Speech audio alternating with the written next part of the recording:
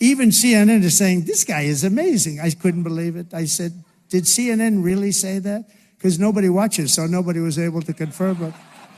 Alright, in this video, we are going over your favorite meltdown moments for the month of January. I love making these videos because we get to look at all of the new narratives as far as Donald Trump being the new president, the deportations, the economy apparently collapsing, egg prices, things like that. So before we start this video, please, please, please like the video. If you like the video, it helps out so much and others get to enjoy the meltdowns as well. So let us begin with CNN not liking Pete Hegseth, Donald Trump's Secretary of Defense pick. He was very articulate and polished, and he's a TV host. That's his main qualification. I know in TV we sometimes get confused. Why do you denigrate this man's service? I don't understand. 20 years, Scott, decorated, okay. Scott, Ivy Leaguer. Never... He's a TV host. Scott. That's all he is. I don't. Wait it's a not second. his main qualification. That is his She main. said he's a TV host. TV It's his main qualification. It is his personal. You're denigrating this man's qualifies you. Not every member who serves deserves to be in charge of the DOD. She said his main qualification is that he's a TV host, and I'm sorry, that's just baloney. Now, I'm just gonna say it, I really think it's a miracle that Pete Hegseth did become the Secretary of Defense because the narrative of he's just a news host, he has 3 different wives, he has all of these kids, he's a drunkard. The media was just destroying this man's name, and he still got through it all and became the Secretary of Defense. That's quite impressive. Americans appreciate the ability to pursue the American dream every day, and we do not push down on success ever. So yes, Musk is rich. So what? Zuck, I don't think rich, the issue is how and rich everybody else comes to this country almost drowning in rivers or getting cut under barbed wires to get in here to pursue their dream. Why do we ever think that we should bash their success?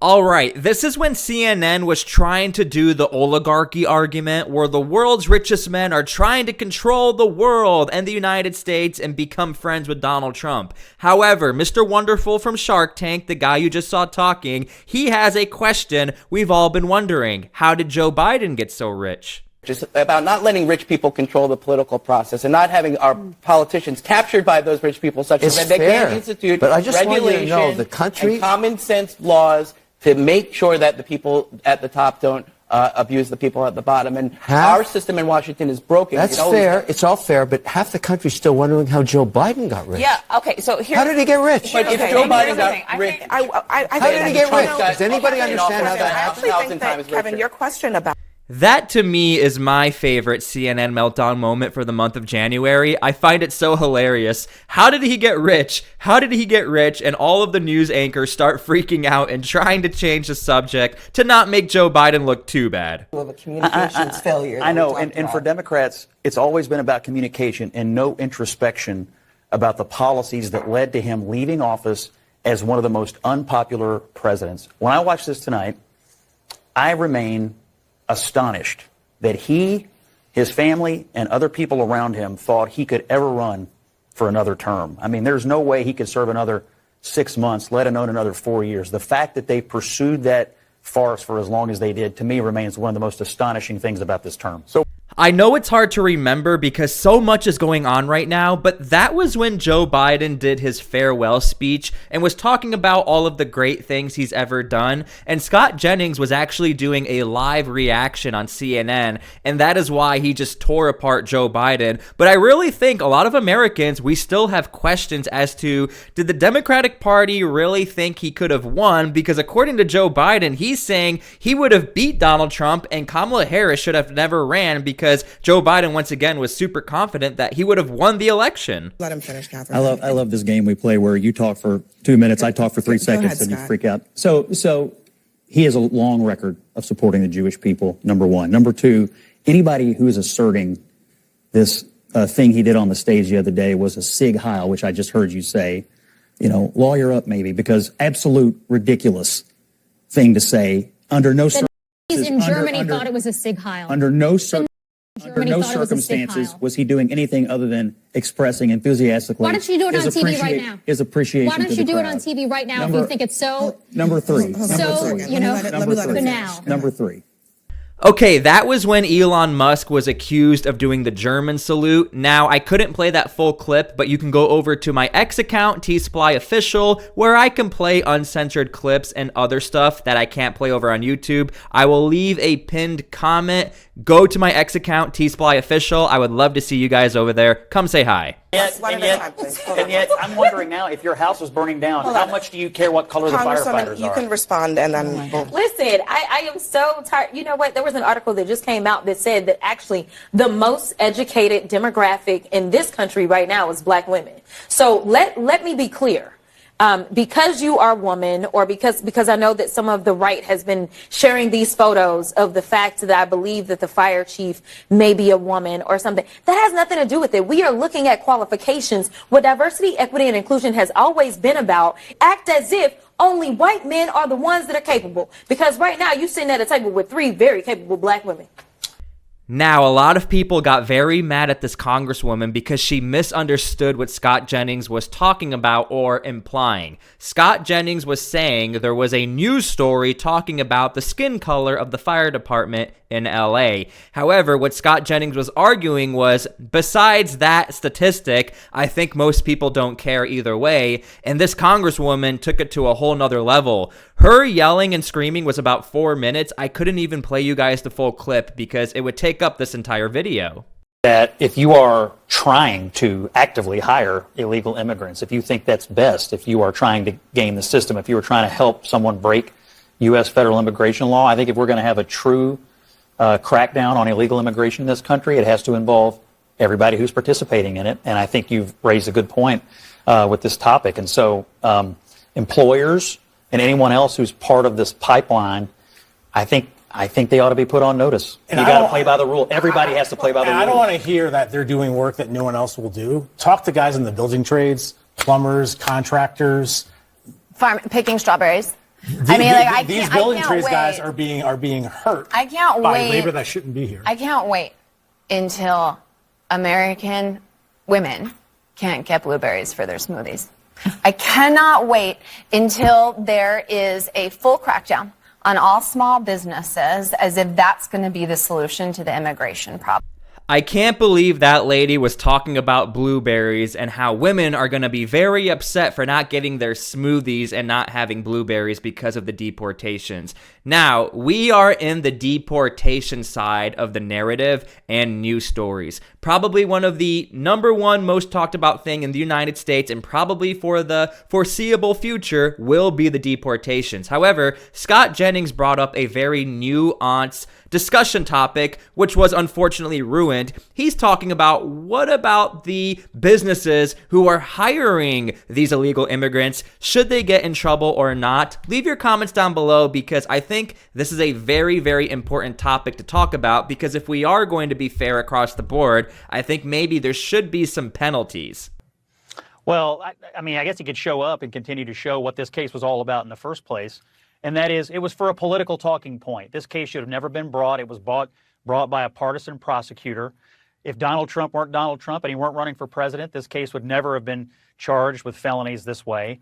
It's complete and total sham. It's a kangaroo court. Of course he's not going to be punished for it, because the only reason they ever did it was so they could try to call him a convicted felon during the election, which they, of course, did. And then the American people soundly rejected this naked partisan politics. If you're watching New York City news right now, you got people being burned on the subway, folks running around. I know it's hard to remember, but this is why I make these videos. This is when the judge, one day before Donald Trump officially sworn in, officially convicted Donald Trump as a felon. Now, a lot of people are saying, and really even a lot of Democrats are saying, this was a really bad move, because you could tell this was completely political. Now, I kind of want to back pocket this story, because I don't know if Donald Trump is going after this court district or what's going to happen with this news story. Again, the news feed is just completely flooded with other news stories as far as like the deportations and Guantanamo Bay now. So anyway, let us continue the video. Before we canonize Saint Kamala here on the high holy day of January 6th, let's remember the Electoral Count Reform Act of 2022 makes it perfectly clear that the vice president has nothing but purely ministerial duties on this day. She didn't actually certify the results of the election. That's done by the voters and the people. canonizing Saint Kamala Harris might be one of the best one-liners from Scott Jennings so far, and the year has just begun. He is my favorite news anchor, and I do hope one day he sees these videos and maybe we can have a discussion. But in that clip, what he's talking about is Kamala Harris was sort of praised for being peaceful and being cordial and certifying the election. However, that is her job as the vice president, to certify the electoral votes and make sure everything is a-okay. But again, back then the narrative was, look at Kamala Harris, she's so brave. She would have had to do that anyways. Only 1% of alien workers in the entire country work in agriculture. The top destination for illegal aliens are large cities like New York, like Los Angeles, and small industrial towns, of course, all across the heartland, as we've seen with the Biden floods. None of those illegal aliens are doing farm work. Those 30,000 illegal aliens that Joe Biden dumped into Springfield. I'm talking about the ones that are. But I'm explaining this. It's important to understand. No, you're kind of changing the subject. I mean, I'm talking about the ones. I will give me 30 minutes. I'll go as deep as you want on this. I'm explaining to you and your audience. Okay, I'm going to play the rest of that clip, but I want to give you guys some context. The narrative of our farmlands are going to fall apart and no one's going to be able to do our agriculture. Stephen Miller is sort of on this crusade and rampage of trying to debunk this, because his argument is either way, it looks like farmers want to go automated and don't even want to pay people to do the farm work. Nonetheless, the statistic is actually not that high. It's about 30,000 to 40,000 people are doing the labor in the United States illegally. It's not like you wouldn't be able to hire those Americans either way. And that whole narrative of Americans would never want to do that job, you know, there's no actual way to quantify that. We have no true data point or statistic to say that. This is merely just implying, why would an American want to sit in the hot sun and pick some blueberries? I would pick some blueberries for a fair wage, and I know a lot of other people would too. I don't have a third. I'm talking about the ones that work in the agriculture industry. I'm you can come back and we can talk about the ones in the cities. I swear. I'll do the whole answer. The illegal aliens that Joe Biden brought into our country are not full stop doing farm work. They are not. The illegal aliens he brought in from Venezuela, from Haiti, from Nicaragua, they are not doing farm work. They are in our cities collecting welfare. As for the farmers, there is a guest worker program that President Trump supports. Over time as well, we will transition into automation, so we'll never have to have this conversation ever again. But there's no universe in which this nation is going to allow the previous president to flood our nation with millions and millions of illegal aliens who just get to stay here. And we are especially not going to allow a subset of those illegal aliens to rape and murder our citizens. So we are going to unapologetically enforce our immigration laws, and as I'm sure you will celebrate, we are going to unleash the power and might of the U.S. government to eradicate the presence of transnational threats on our soil.